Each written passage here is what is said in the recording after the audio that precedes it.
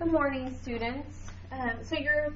We're going to go over the exponent laws that we learned the other day during the game, the zombie game. Your teacher should have given you a foldable, and in this foldable, we're going to write down all the rules that we learned during the game. Okay, so if you open it, you should already have it made with the pink and green or whatever colors your teacher gave you, and then you can fold it. So that way you can have your title page of the foldable and you can call it Exponent Laws. So go ahead and write that right now.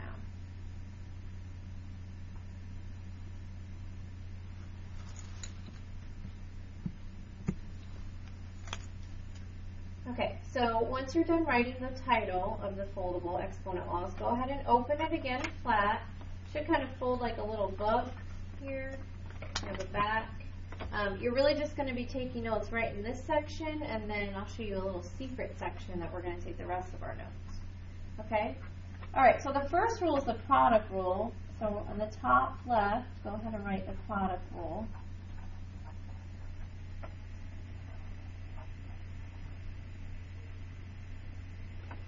And then the rule is when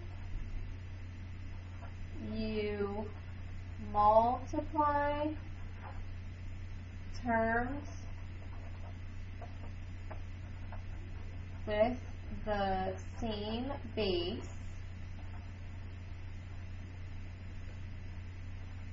you add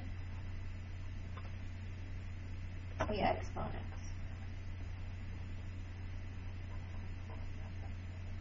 And try to fit it all in that one box. Okay? Alright, so let me show you some examples. Okay, so here's an example. 3x to the fourth times 2x to the third. Okay, so the coefficients are 3 and 2. Those are just your regular numbers, and you're just going to multiply them like normal. So 3 times 2, we're going to get 6. Now the base is x on both of these. So since they have the same base, we're going to multiply them. But really when we multiply them, we're adding the exponents. So the base is going to be x, and we're going to add 4 plus 3. So 4 plus 3 makes 7. And then this would be our final answer. Because I did 3 times 2 like normal, and I got 6. But I added the exponents 4 plus 3, and that's 7. Okay, so let's look at another example of the product rule. 11x to the 7, y times 2, x to the third, y to the 6th. Okay, so I'm going to multiply the coefficients like normal. So 11 times 2 makes 22. X to the, and then I'm going to add the exponents. 7 plus 3 makes 10. Okay, and the reason I was only adding the x's is because they had the same base of x. So I added those exponents. This is a base of y, so I'm going to add those exponents. So there's really an invisible 1 here. If you want to write it, you can. So 1 plus 6 makes 7. And that would be my final answer. So I added the exponents with the same base. Okay, the next one is the power of a power rule.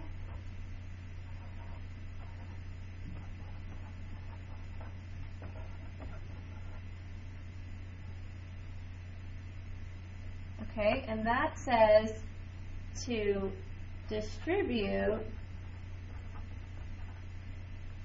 or multiply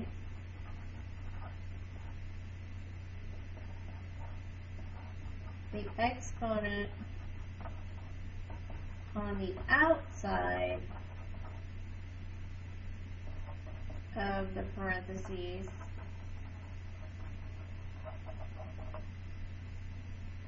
to every exponent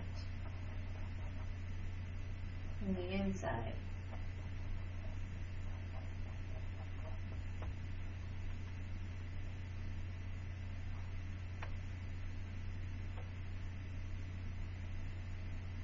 Okay, so distribute or multiply the exponent on the outside of the parentheses to every exponent in the inside.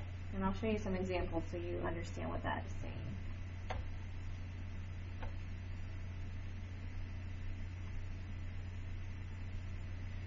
Okay, so here's an example.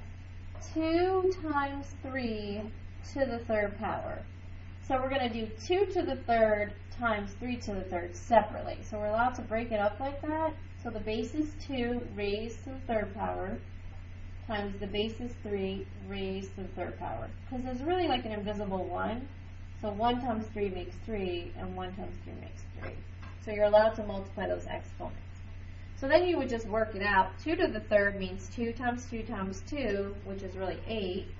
3 to the third means 3 times 3 times 3, which is 27. And then you're just going to multiply those to get your final answer, 216. And all of this you can do in the calculator if you didn't know what 2 to the third or 3 to the third was. Okay, so the next one is 3x to the fourth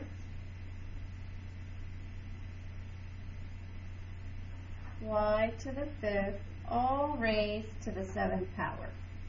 So what I'm going to do is I'm going to do each one separate. So I'm going to do 3 to the 7th times x to the 4th to the 7th times y to the 5th to the 7th. Because what you're allowed to do is you're allowed to break up each one of these terms into 3 separate parts. So 3 to the 7th times x to the 4th to the 7th times y to the 5th to the 7th. And then you would just kind of simplify that from there. So 3 to the 7th is actually a number. You can calculate that. It's 2,187, and you can do that in your calculator. X to the 4th to the 7th, so what we're going to do is we're going to multiply these two together. So 4 times 7. So 4 times 7 makes 28. So x to the 28. And then y to the 5th to the 7th. So 5 times 7, you're allowed to multiply these two together. So power to a power means you multiply them. So it's 35. Okay? So I basically did all of these separate. So I did 3 to the 7th, which is 2,187. X to the 4th to the 7th, which is x to the 28 because you just multiplied. And then y to the 5th to the 7th is y to the 35th because I just multiplied. Okay? And then this will be your final answer. Kind of looks a little crazy, but that's okay because this is power rule, so sometimes you get some big numbers. Okay, so what you're going to do is you can fold your book kind of up like this, and with your fingers you're going to open it in the middle, and there's like this secret section that you probably didn't know was there, but it is, and you can take more notes in this section for the rest of the rules. Okay? Okay, so the next rule is the quotient rule. Okay, so the quotient means the answer to a division problem. Okay, so when two terms are being divided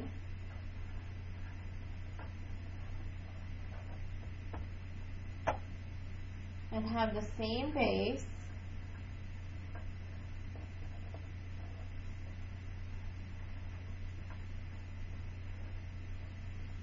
you subtract the exponents. Okay, just try to fit it all in there. No, it's kind of small space, but okay, so when two terms are being divided and have the same base, you subtract the exponent. So here's an example. So 5 to the 12th, y to the 20th, divided by 5 to the 7th, y to the 8th. Okay, so since these have the same base of 5, I'm going to subtract 12 and 7. So I'm going to have a base of 5. 12 minus 7 is 5. And then I'm going to do it again now, but with the other base, which is y, and I'm going to subtract 20 minus 8. So what's 20 minus 8? Okay, so 20 minus 8 would give me 12. Okay? Now, 5 to the 5th I can actually get an answer for, because 5 to the 5th is a number. So 5 to the 5th is 5 times 5 times 5 times 5 times 5, which is 3,125. And you can get that in your calculator. Y to the 12. Can't do anything with that. Alright, so then that would be my final answer. Okay, so that's the quotient rule. You subtract the exponents. Alright, the next one, next example, a to the 3rd, b to the 12th, z to the 4th, all over a, b, z to the 4th. Okay, so since these have the same base, I'm going to subtract these exponents. These have the same base, subtract these exponents, and then these. So a to the third, there's invisible 1 right here. Okay, so 3 minus 1 makes 2. So I'm going to have a squared v to the, there's a 1 right here, 12 minus 1 is 11. And now the z to the fourth over z to the fourth, that actually makes 1 whole, because the same term divided by itself is actually 1 whole, so it kind of cancels it out. So then your final answer would be a squared v to the 11. Okay? So it's almost like you don't even have, because 4 minus 4 would give you 0, and z to the 0 would be 1 anyway. So, okay, the next rule is the negative exponent rule. I'm going to write the rule here. It says when you have a negative exponent,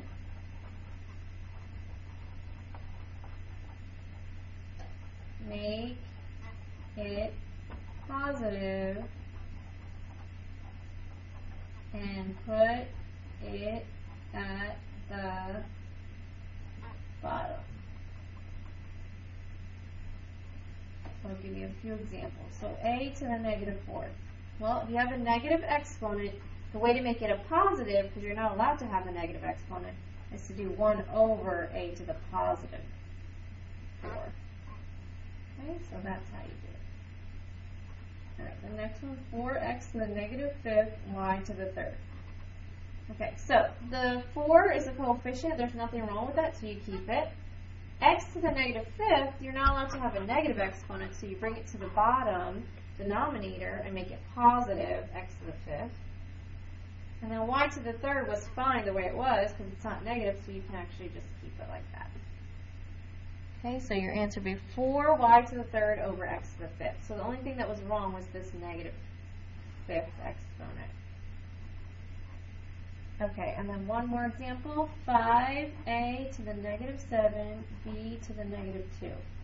Well, 5 is okay because it's not an exponent, it's not negative, so you leave that.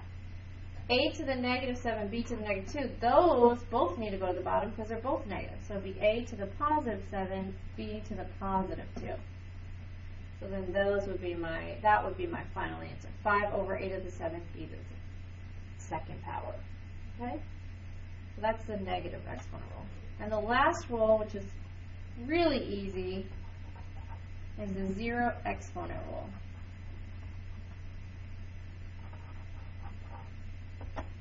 And that just says anything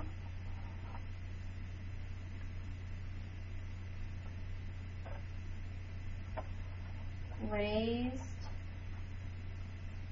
to the 0 power is 1.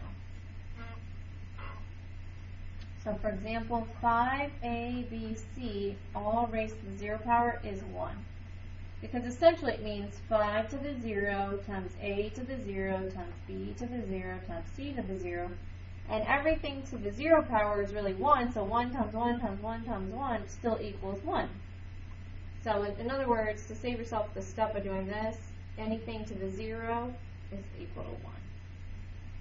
Okay? And here's another example, x to the 0, 1. You can even do your name. So I'll do Calvo, C-A-L-V-O, that's one of my last names, raised to the 0 power, well, it'd be c to the o, a to the, c to the 0, a to the 0, l to the 0, b to the 0, o to the 0, so it would all be equal to 1.